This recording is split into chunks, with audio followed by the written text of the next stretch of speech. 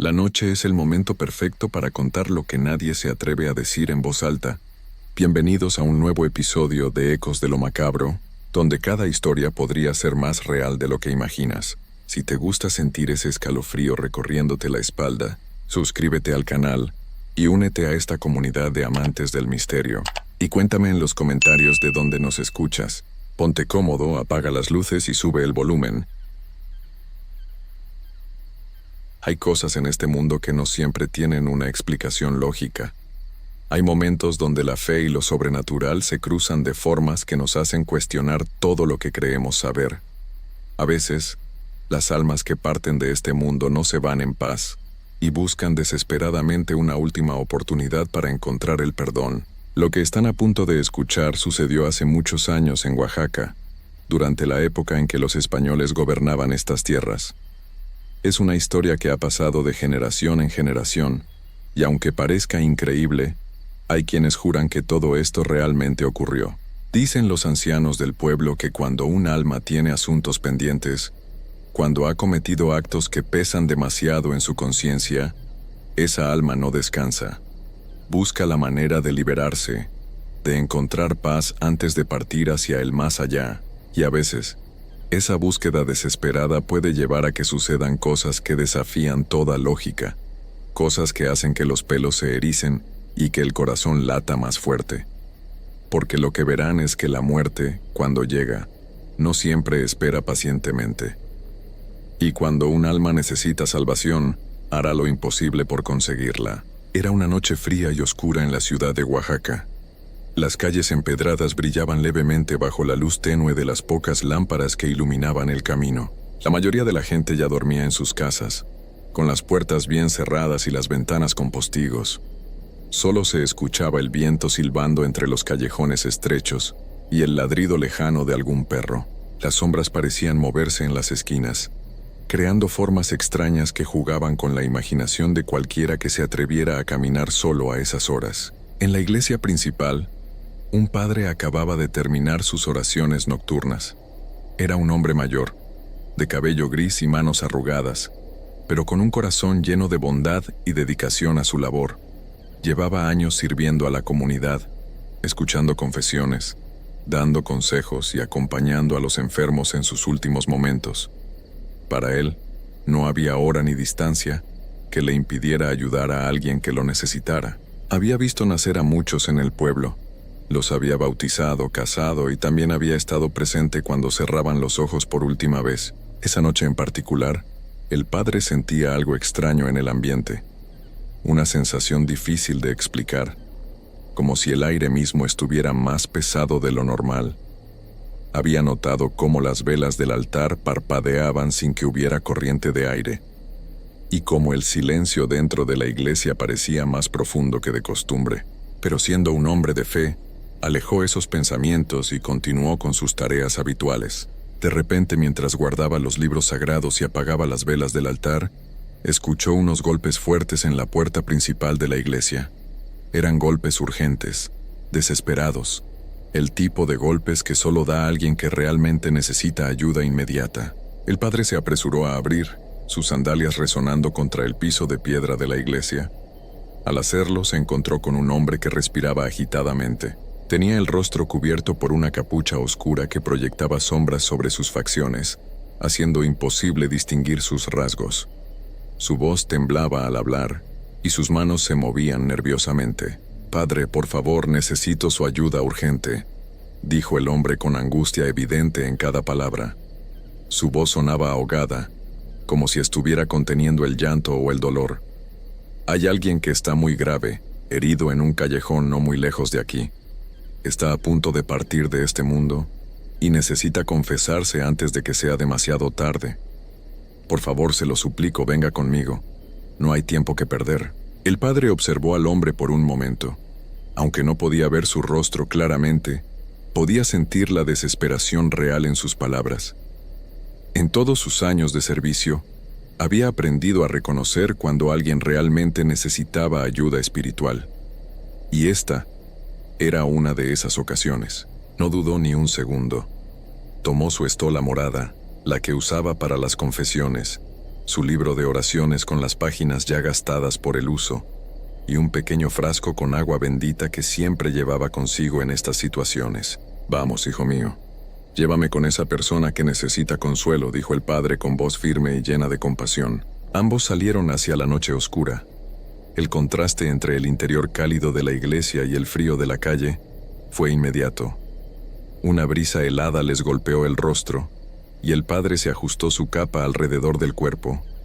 Las calles estaban completamente vacías y silenciosas. Solo se escuchaban sus pasos resonando contra las piedras del suelo mientras caminaban cada vez más rápido. El eco de sus pisadas rebotaba en las paredes de las casas, creando un sonido casi fantasmal. El hombre misterioso caminaba adelante, con paso firme pero apresurado. Llevaba consigo un pequeño farol de metal que apenas iluminaba a unos metros frente a ellos. La llama dentro del farol bailaba con el viento, creando sombras que se movían de forma inquietante en las paredes. El padre lo seguía de cerca, tratando de no tropezar con las irregularidades del camino. Sus piernas ya no eran tan ágiles como en su juventud, pero la urgencia de la situación le daba fuerzas. A medida que avanzaban, se adentraban más en los callejones más estrechos y solitarios de la ciudad. Eran esas calles por las que nadie caminaba de noche, esas que incluso durante el día proyectaban sombras largas y oscuras. Las casas a ambos lados parecían apretarse unas contra otras, dejando apenas espacio para que dos personas caminaran lado a lado. El padre intentó reconocer el camino, pues conocía bien la ciudad, pero en la oscuridad todo se veía diferente, casi irreal. El padre notó que con cada paso que daban, el aire se volvía más frío, más pesado. Era como si estuvieran entrando en un lugar donde el tiempo se había detenido. Las paredes de las casas parecían cerrarse sobre ellos, y el silencio era tan absoluto que podía escuchar su propia respiración y los latidos acelerados de su corazón. Intentó hablar con el hombre que lo guiaba, preguntarle quién era la persona herida, qué había sucedido, pero cada vez que abría la boca, el hombre simplemente caminaba más rápido sin responder, como si no hubiera tiempo para explicaciones. Finalmente, después de lo que pareció una eternidad caminando por esos callejones oscuros y retorcidos, llegaron a un lugar particularmente estrecho y sombrío.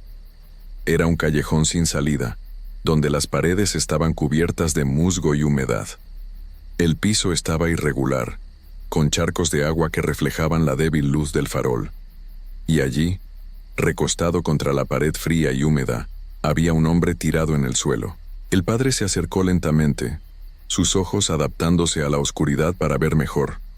La persona en el suelo estaba inmóvil, con la respiración apenas perceptible. Tenía la ropa desgarrada y manchada, y su cuerpo parecía débil, como si la vida se le escapara con cada segundo que pasaba. Su rostro estaba en las sombras, oculto por la oscuridad del callejón. La única luz venía del pequeño farol que el acompañante sostenía a unos metros de distancia. «Quédese ahí, hijo mío», dijo el padre volteando hacia el hombre que lo había guiado. «Acérqueme el farol un poco más, pero espéreme aquí. Necesito escuchar las palabras de este pobre alma en privado. La confesión es sagrada». El hombre asintió en silencio y dio unos pasos hacia atrás, colocando el farol en el suelo a una distancia donde daba apenas suficiente luz para que el padre pudiera ver, pero no lo suficiente como para iluminar completamente el rostro del moribundo. Luego se quedó quieto, como una estatua, observando desde las sombras. El padre se arrodilló junto al hombre herido, ignorando el frío y la humedad del suelo que calaba a través de su ropa. Se inclinó cerca de él y puso su mano suavemente sobre su hombro. Podía sentir que el cuerpo del hombre estaba helado, casi sin calor vital. «Hijo mío, estoy aquí, no temas. Dios es misericordioso y escucha a todos sus hijos. Dime tus pecados. Libera tu alma de ese peso que cargas. No importa qué hayas hecho, siempre hay perdón para quien verdaderamente se arrepiente», susurró el padre con voz tranquilizadora. El hombre en el suelo comenzó a hablar con voz débil y entrecortada. Sus palabras salían con dificultad, como si cada una le costara un esfuerzo tremendo. Confesó cosas terribles, acciones que había cometido en vida y que ahora lo atormentaban.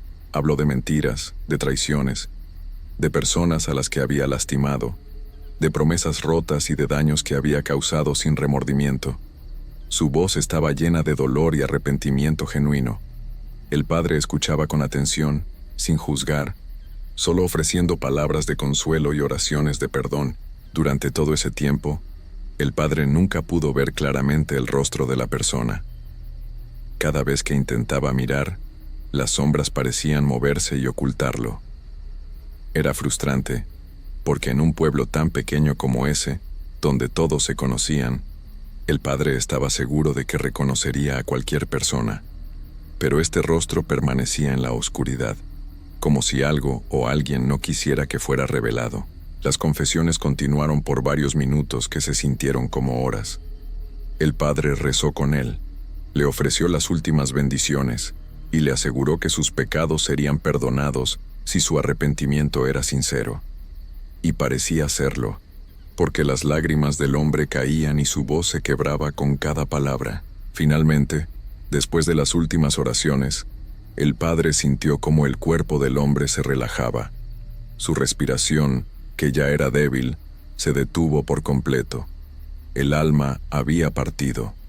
El padre cerró los ojos y dijo una última oración por el descanso eterno de esa alma atormentada.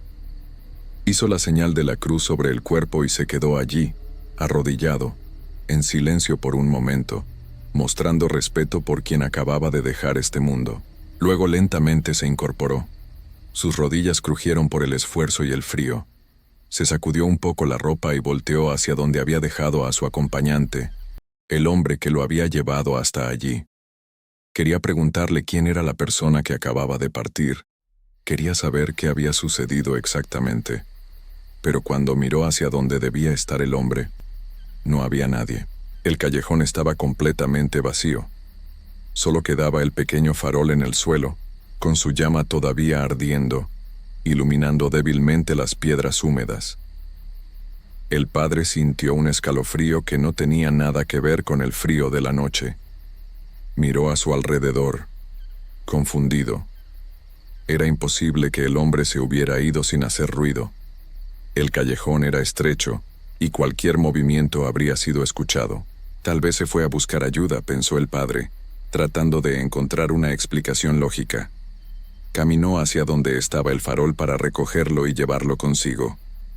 Necesitaría esa luz para regresar y para traer a alguien que ayudara a llevar el cuerpo. Pero cuando se agachó para tomar el farol, algo llamó su atención. La luz del farol ahora iluminaba mejor el rostro del hombre que había dejado atrás, el que acababa de partir. Y lo que vio lo dejó completamente paralizado, con la sangre helándose en sus venas. El rostro del hombre que yacía sin vida en el suelo era exactamente el mismo rostro del hombre que lo había ido a buscar a la iglesia. Las mismas facciones, la misma complexión, incluso la misma ropa oscura y rasgada. Era imposible, pero era innegable. El padre parpadeó varias veces, pensando que sus ojos le estaban jugando una mala pasada en la oscuridad. Pero no había error posible. El hombre que lo había guiado hasta ese callejón y el hombre que acababa de confesarse y partir de este mundo eran la misma persona. El padre sintió como sus piernas temblaban y su corazón latía tan fuerte que pensó que se le saldría del pecho.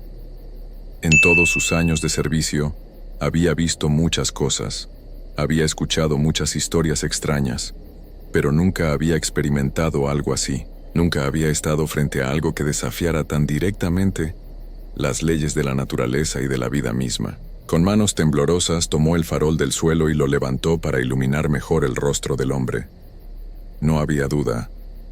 Era él. El alma de ese hombre había estado tan desesperada por confesarse, tan atormentada por sus pecados, que había encontrado la manera de ir a buscarlo, de guiarlo hasta donde su propio cuerpo yacía herido y moribundo.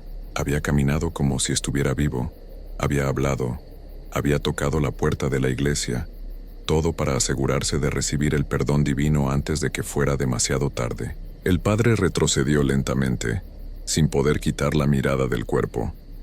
Ahora entendía por qué nunca había podido ver claramente el rostro durante la confesión, ¿Por qué las sombras parecían moverse para ocultarlo? Era porque ese hombre sabía que si el padre lo reconocía, si veía que era la misma persona que lo había guiado, quizás el miedo o la confusión habrían impedido que se completara la confesión, y esa alma no podía arriesgarse a partir sin el perdón que tanto necesitaba. El padre salió del callejón caminando hacia atrás, sin dar la espalda al cuerpo, sosteniendo el farol con fuerza. Cuando finalmente llegó a una calle más amplia, comenzó a correr lo mejor que pudo hacia el pueblo, hacia donde había gente, hacia la luz y la vida. Fue a buscar ayuda, a avisar lo que había sucedido, aunque sabía que nadie le creería completamente cuando contara la verdad de lo que había vivido esa noche. Desde entonces, ese lugar es conocido como el Callejón del Muerto. La gente del pueblo evita pasar por allí cuando cae la noche. Dicen que a veces, en las noches más oscuras y frías, todavía se puede ver una luz tenue moviéndose por ese callejón, como si fuera un farol antiguo buscando el camino. Y quienes han sido lo suficientemente valientes o imprudentes para acercarse, juran que han escuchado pasos apresurados y una voz que susurra pidiendo ayuda, rogando por perdón. Los ancianos del pueblo cuentan esta historia a las nuevas generaciones como una lección, porque demuestra que no importa cuánto tiempo pase, no importa si la vida se escapa, un alma atormentada hará lo imposible por encontrar paz, y que hay fuerzas en este mundo y en el otro que van más allá de lo que podemos entender con nuestra razón. El padre nunca olvidó esa noche. Hasta el último de sus días, cada vez que cerraba los ojos, volvía a ver ese callejón oscuro, volvía a escuchar esa voz quebrada confesando sus pecados, y volvía a sentir el escalofrío que lo recorrió cuando se dio cuenta de la verdad. Pero también guardaba en su corazón la certeza de que había cumplido con su deber, que había dado consuelo y perdón a un alma que desesperadamente lo necesitaba. Y así termina esta historia del Callejón del Muerto, una historia que nos recuerda que entre la vida y la muerte, entre lo que vemos y lo que no podemos ver, hay un velo muy delgado, un velo que a veces se rompe cuando el alma tiene asuntos pendientes, cuando el peso de los actos cometidos es tan grande que ni siquiera la muerte puede traer descanso sin antes encontrar el perdón. Hay cosas en este mundo que no podemos explicar con la razón, cosas que suceden en la oscuridad de la noche, cuando las calles están vacías y solo el silencio reina. Mi abuela siempre decía que el miedo existe porque hay cosas reales que lo provocan. Y después de lo que viví, después de lo que vi con mis propios ojos, puedo decirles que tenía razón. Esta historia que voy a contarles no es un cuento para asustar niños. Es algo que realmente pasó en mi ciudad, en Oaxaca, y que marcó para siempre la vida de muchas personas, incluyendo la mía. Yo nací y crecí muy cerca de la Iglesia de la Soledad, en una casa antigua de piedra que perteneció a mis bisabuelos. Era un lugar hermoso durante el día, pero por las noches, algo en el ambiente cambiaba. Había una tensión en el aire que no podía explicarse. Los vecinos más viejos nunca salían después de que oscurecía, y cuando les preguntábamos por qué, solo movían la cabeza y decían que era mejor no tentar a la suerte. Todo comenzó hace muchos años, cuando la ciudad era muy diferente a como la conocemos ahora. No había luz eléctrica en las calles.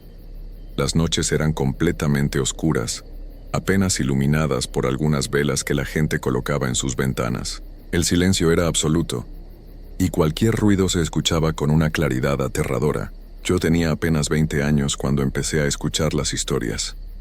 Las monjitas del convento de las Capuchinas eran las primeras en hablar de ello.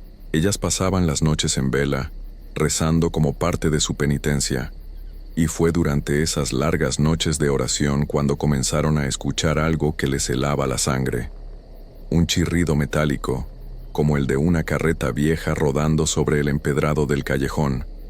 Pero no era un chirrido normal, era un sonido que te llegaba hasta los huesos, que te hacía sentir que algo malo estaba cerca. Al principio las monjas pensaron que se trataba de algún comerciante que transportaba mercancía a deshora, pero el sonido siempre ocurría a la misma hora, justo cuando el reloj de la iglesia marcaba las 12 de la noche. Y lo más extraño era que nadie veía nada durante el día.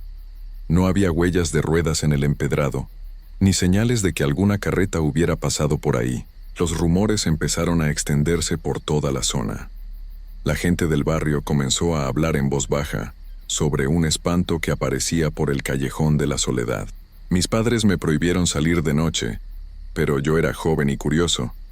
No podía creer que existiera algo así. Pensaba que eran solo supersticiones de gente mayor que no tenía nada mejor que hacer. Todo cambió la noche en que conocí a doña Nila. Ella vivía 3 casas más abajo de la nuestra. Era una mujer de unos 60 años, muy respetada en el barrio. Todos la conocían como una persona seria, de esas que no inventan historias ni exageran las cosas. Una mañana, después de esa noche terrible, la encontraron en su casa completamente pálida y temblando.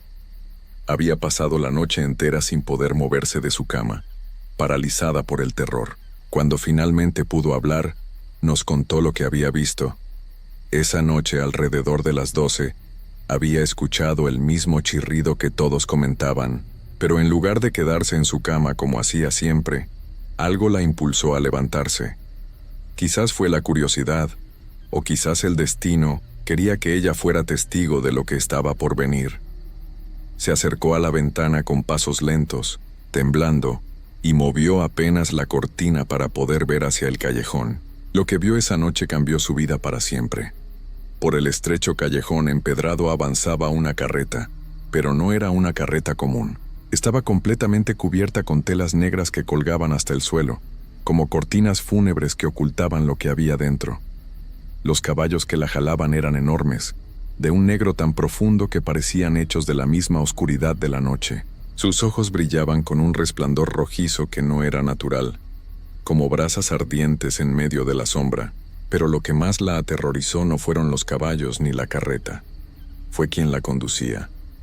Sentada en el asiento del conductor, iba una figura vestida completamente de blanco. Era un sudario largo que ondeaba con el viento, a pesar de que esa noche no había ni una sola brisa. Y cuando la figura volteó hacia su ventana, doña Nila vio lo que había debajo de esa tela blanca. No era un rostro, era una calavera. La muerte misma iba conduciendo aquella carreta. Doña Nila me contó que intentó gritar, pero ningún sonido salió de su garganta.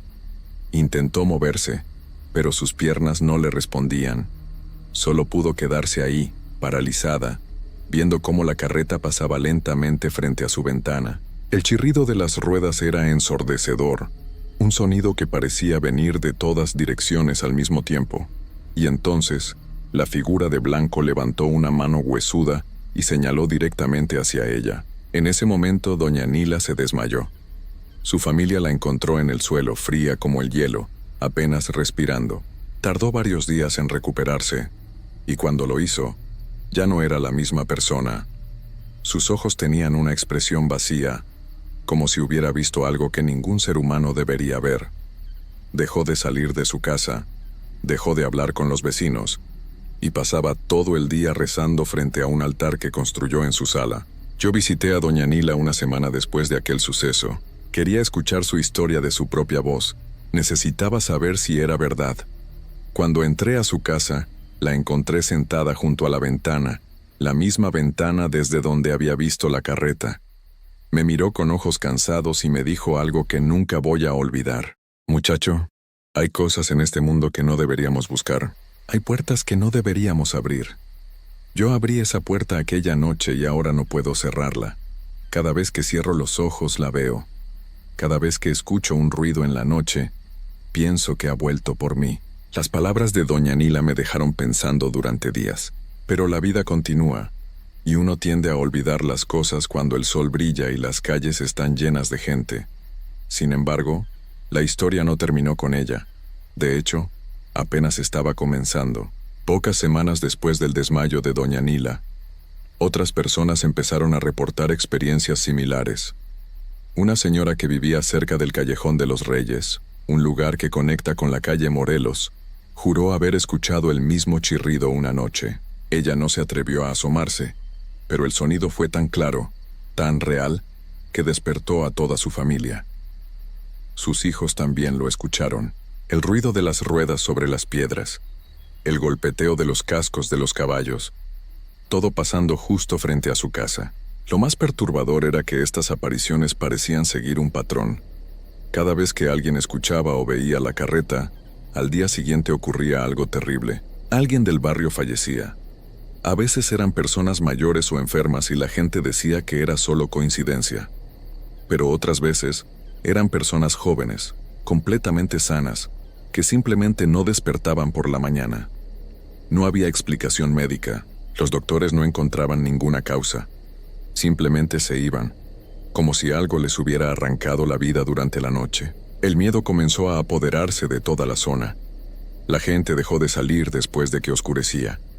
Los comerciantes cerraban sus negocios mucho más temprano. Las calles que antes estaban llenas de vida nocturna ahora quedaban completamente vacías. El silencio era absoluto, interrumpido solo por el ocasional ladrido de algún perro asustado. Recuerdo perfectamente la noche en que yo mismo decidí comprobarlo. Era un viernes, y había escuchado que la carreta solía aparecer con más frecuencia ese día de la semana. Mis amigos me habían retado. Decían que yo era un cobarde si no me atrevía a quedarme despierto y ver con mis propios ojos si la leyenda era cierta. Yo, con toda la arrogancia de la juventud, acepté el reto. Esa noche me quedé en la sala de mi casa, sentado junto a la ventana que daba hacia la calle. Mis padres ya estaban dormidos. El reloj de pared marcaba las 11:30. Media hora más y sabría si todo esto era real o simplemente producto de la imaginación colectiva. Cada minuto se sentía como una eternidad. El silencio era tan profundo que podía escuchar los latidos de mi propio corazón. Cuando el reloj comenzó a dar las 12 campanadas, sentí como el aire en la habitación cambiaba. Se puso más frío, más pesado. Era como si algo hubiera entrado en la casa. Algo invisible pero presente. Mis manos comenzaron a sudar y mi respiración se volvió más rápida. Pensé en irme a mi cuarto, en olvidar todo esto y meterme bajo las cobijas como cuando era niño. Pero mi orgullo no me dejó moverme. Entonces lo escuché. Al principio era un sonido lejano, casi imperceptible. Pero con cada segundo que pasaba se hacía más fuerte, más claro. Era exactamente como todos lo habían descrito. Un chirrido metálico, como el de ruedas oxidadas girando lentamente sobre piedras.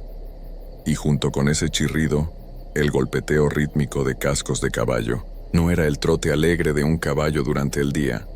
Era un golpeteo pesado, lento, como si los animales estuvieran cargando algo muy pesado. Mi cuerpo se paralizó. Quería levantarme y correr, pero no podía moverme. Era como si una fuerza invisible me mantuviera pegado a esa silla. El sonido se acercaba cada vez más. Ya no venía de lejos. Estaba en mi calle. Estaba viniendo hacia mi casa. Reuní todo el valor que tenía y me asomé apenas por la ventana. Lo que vi esa noche quedó grabado en mi memoria para siempre. Ahí estaba, la carreta, exactamente como doña Nila la había descrito. Los caballos negros, tan negros que parecían agujeros en la realidad misma. Sus ojos brillaban con ese resplandor rojizo antinatural. Eran enormes, más grandes que cualquier caballo que hubiera visto en mi vida. Sus músculos se marcaban bajo el pelaje oscuro, y cada paso que daban parecía hacer temblar el suelo. La carreta en sí era vieja, muy vieja. Estaba cubierta con esas telas negras que se movían solas, sin viento que las empujara, y al frente, sosteniendo las riendas, estaba esa figura de blanco. El sudario cubría todo su cuerpo, pero podía ver que no había nada sólido debajo. Era como si la tela estuviera vacía, sostenida por algo que no pertenecía a este mundo. Pero lo que más me aterrorizó fue lo que pasó después. La carreta se detuvo. Justo frente a mi casa se detuvo. Los caballos dejaron de moverse y el chirrido de las ruedas cesó. El silencio que siguió fue peor que cualquier sonido. Era un silencio pesado, opresivo, como si todo el aire hubiera sido succionado de la calle. Entonces la figura de blanco volteó hacia mi ventana. Despacio, muy despacio, giró su cabeza hasta que quedó mirando directamente hacia donde yo estaba. No podía ver su rostro claramente. La distancia y la oscuridad no me lo permitían. Pero sabía que me estaba viendo. Podía sentir su mirada atravesándome, viendo no solo mi cuerpo, sino algo más profundo. Era como si estuviera viendo mi alma. La figura levantó una mano huesuda, sin carne, solo huesos blancos que brillaban tenuemente en la oscuridad, y me señaló, directamente a mí. En ese momento, escuché algo que me heló la sangre. Era una voz, pero no venía de afuera.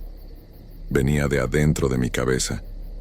Era un susurro áspero, como el roce de hojas secas. Pronto, dijo la voz, solo eso, una palabra, pronto. No sé cuánto tiempo estuve ahí, paralizado mirando esa figura. Pudo haber sido un segundo o una hora. El tiempo dejó de tener sentido. Pero eventualmente, la carreta comenzó a moverse otra vez. El chirrido volvió, los caballos retomaron su marcha pesada, y lentamente se alejó calle abajo hasta desaparecer en la oscuridad. Cuando finalmente pude moverme, me aparté de la ventana y me dejé caer al suelo. Estaba temblando de pies a cabeza. Mi ropa estaba empapada de sudor frío. Quise gritar, quise llamar a mis padres, pero no podía hacer ningún sonido. Me quedé ahí tirado en el suelo hasta que amaneció. Al día siguiente no le conté a nadie lo que había visto. ¿Quién me creería? Yo mismo había dudado de todas esas historias, y ahora era parte de ellas. Pero lo que más me preocupaba era esa palabra, pronto. ¿Qué significaba? ¿Pronto para qué? La respuesta llegó 3 días después. Mi vecino, un hombre de apenas 30 años, completamente sano, no despertó esa mañana. Su esposa lo encontró en la cama, frío, sin vida. Los doctores dijeron que había sido un paro del corazón. Pero yo sabía la verdad. La carreta había pasado por su casa también. La muerte había ido a buscarlo. Las autoridades de la ciudad estaban desesperadas. La gente vivía con terror. Nadie salía de noche. Los negocios estaban quebrando porque todos cerraban temprano. Algo tenía que hacerse. Así que los oficiales comenzaron a decir públicamente que todo era mentira, que no existía ninguna carreta, que la gente estaba dejándose llevar por supersticiones absurdas. Pero nosotros sabíamos la verdad. Todos los que habíamos visto o escuchado la carreta sabíamos que era real, y sabíamos que las autoridades mentían solo para evitar el pánico. Pero el pánico ya estaba ahí. Vivíamos con él todos los días. El capellán del convento, un hombre mayor llamado Padre Miguel, decidió tomar cartas en el asunto. Organizó procesiones todos los viernes por la noche. Decenas de personas lo seguían, cargando velas e imágenes religiosas, caminando por las mismas calles donde aparecía el espanto. Rezaban en voz alta, cantaban himnos, esperando que la fe pudiera detener lo que fuera que estaba atormentando nuestro barrio. Las procesiones del Padre Miguel se volvieron parte de nuestra rutina. Cada viernes, sin falta, nos reuníamos frente a la iglesia y caminábamos en grupo por las calles oscuras. Llevábamos una imagen de Cristo cargando la cruz, acompañado por otra figura que representaba al hombre que lo ayudó a cargarla. Por eso, con el tiempo, la gente comenzó a llamar a una de esas calles Calle del Cirineo, en honor a aquel que ayudó en el momento más difícil. Yo participé en varias de esas procesiones. Caminábamos despacio, con nuestras velas encendidas, rezando el rosario una y otra vez. El Padre Miguel iba al frente, rociando agua bendita en las esquinas, en las puertas, en cada rincón donde pudiera esconderse el mal. Pasábamos por el callejón de la soledad, por las calles donde más se había visto la carreta, llegando hasta una pequeña ermita que quedaba en el número 8 de lo que ahora conocemos como Avenida Morelos. Pero nada funcionaba. Las procesiones no detuvieron las apariciones. La carreta seguía viniendo, seguía llevándose a la gente, y lo peor de todo es que ya no solo aparecía los viernes, ahora podía venir cualquier noche. No había patrón, no había forma de predecir cuándo llegaría o a quién se llevaría. Los más valientes del pueblo decidieron hacer algo diferente. Hicieron apuestas entre ellos. Apostaban dinero a ver quién se atrevía a quedarse afuera cuando la carreta pasara, quién podía mirarla de frente sin desmayarse, quién tenía el valor de gritarle. Yo pensé que estaban locos. Ya había visto lo que esa cosa podía hacer y no quería tentar más a la suerte. Pero la juventud y el orgullo son enemigos peligrosos del sentido común. Una noche, varios de esos hombres valientes se reunieron en la esquina del callejón, con botellas de licor para darse valor. Dijeron que iban a demostrar que no le tenían miedo a nada, que era solo una carreta vieja, y que quien la conducía no era más que un hombre disfrazado tratando de asustar a la gente. Esa noche la carreta apareció, y ninguno de esos hombres volvió a ser el mismo. 2 de ellos se desmayaron ahí mismo en la calle y tuvieron que ser cargados a sus casas. Uno quedó mudo, completamente incapaz de hablar durante semanas. Y el último, el más valiente de todos, el que había jurado que le iba a quitar el sudario a la muerte para ver quién era realmente, ese hombre perdió la razón. Empezó a gritar cosas sin sentido, a ver cosas que no estaban ahí, a hablar con personas que no existían. Lo peor vino después. De esos 4 hombres, 3 fallecieron en los siguientes meses, uno tras otro, sin explicación. Y el que quedó vivo, el que había perdido la razón, tuvo que ser internado en un lugar especial donde pudieran cuidarlo. Dicen que hasta el día de hoy sigue ahí, en una habitación pequeña, mirando la pared y susurrando una y otra vez, «Viene por mí, viene por mí». Los años pasaron, y la historia de la carreta se convirtió en parte de nuestra ciudad. Los viejos la contaban a los jóvenes como advertencia.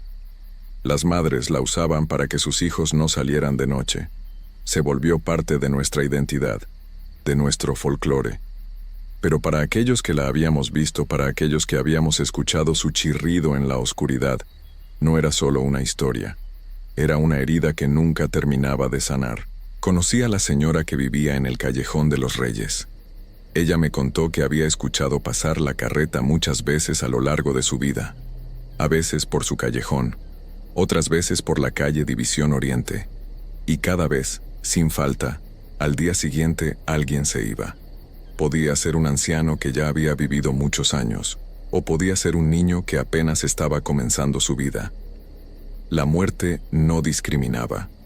Tomaba a quien quería, cuando quería. Esa señora me dijo algo que me hizo pensar mucho. Me dijo que ella creía que la carreta no venía a buscar a la gente al azar, que de alguna forma, de alguna manera que no podemos entender, venía por aquellos cuyo tiempo ya había llegado, que todos tenemos un momento marcado para partir, y que la carreta era simplemente el vehículo que venía a recogernos cuando ese momento llegaba. No puedes escapar de ella, me dijo, con sus ojos cansados mirando hacia algún punto lejano. Cuando viene por ti, ya está decidido.